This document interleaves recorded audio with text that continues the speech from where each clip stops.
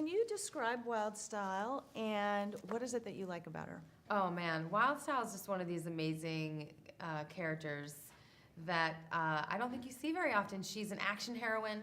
She's kick butt. She's take charge. She rescues the boys.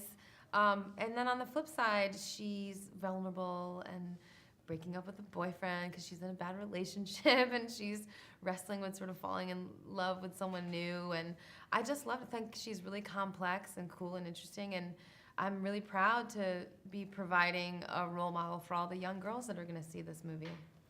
Now, how was it like being an action hero?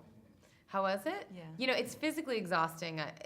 The vocal work is very, it's a very physical work. You know, we don't just do the dialogue. We have to vocalize all of the physical action in the movie as well. So it's a lot of punching and jumping and running and out of breath and, you know, hitting and getting hit and being pushed and jumping on horses. I mean, anything. And so it's very physical work. We do a lot of like jumping around in the room and holding things, and I found it to be, this is crazy. And then you're doing 5 hours straight of just, you know, you're wrecking your throat. It's a lot of drinking tea with lemon and honey.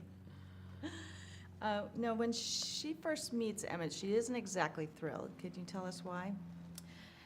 Well, Wild Style, when she first meets Emmett, believes that he is what we refer to in the movie as the special. So she's pretty excited to be rescuing him and doing her part to bring the special out. Of course, she comes to realize that he's not special at all, and that she's made a mistake, or the prophecy's made a mistake, and that this guy's just a dim-witted, naive dum-dum, who she's not very impressed by. And then he basically has to win her over the course of the movie, and he does. What do you think the funniest thing is about Wild Style? I think the funniest thing about Wild Style is that she's not quite sure who she is. You know, her real name is Lucy.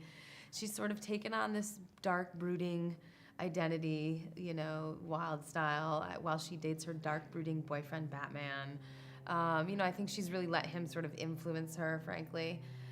It's a very sort of layered, detailed portrayal of a woman at a crossroads in her life. And it's actually very deep in a weird way. For a kid's movie, it's a pretty deep character trait. Now, obviously, this film is going to, the kids are going to love this film. Do you think that adults will find it entertaining as well? Oh, absolutely. Well, we made this movie for ourselves. You know, we don't play children in the movie. We play adults with real adult issues, you know. What am I supposed to be doing with my life? And, you know, who am I supposed to be dating? You know, all these sort of very adult themes. We don't talk down to children. And I think kids, you know, cool factor, that always flows down, you know. So little kids are going to love this movie. The older kids are going to think it's cool.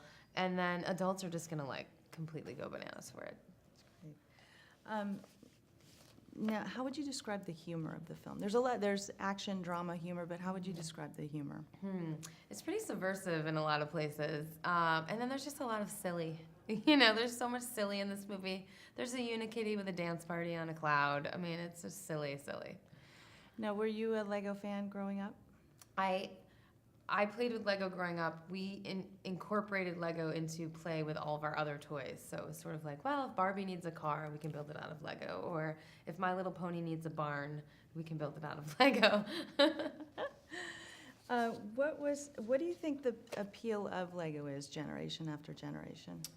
Well, you know, I have 2 young boys, and I think they're amazing teaching tools. As a toy, it's, you know, colors, shapes, numbers, you know, how many do you need, how many do you add up to make a tower, and then also just fine motor skills. I mean, it's amazing to see them put things together and pull them apart, and then also just the mantra of Lego generally, which is free play and innovation and creativity. And you know, I love seeing my boys, you know, what comes out of their brain and like gets translated through their hands into what they create, and that they can integrate. You know, Lego plays really great with other toys, so the fact that they can play cars and make, you know, a roadway out of Lego, it's great. I mean, it's a staple of childhood. And that kind of ties in with the film's themes. What are the bigger themes of the film, do you think? What really appeals to me, I mean, that, at the heart of this movie is someone who is trying to understand how he is special in the world. But one of the things I love about the movie is this idea of letting go of control, that the pursuit of perfection is not interesting, that once you get perfect, what's next? And that you'll always be disappointed with perfect because it doesn't expand you. I love the idea that in this film that you don't grow as a person unless you break a few rules every once in a while. You need to understand what your own boundaries are, and I love that. I think it's such a great message for people of all ages.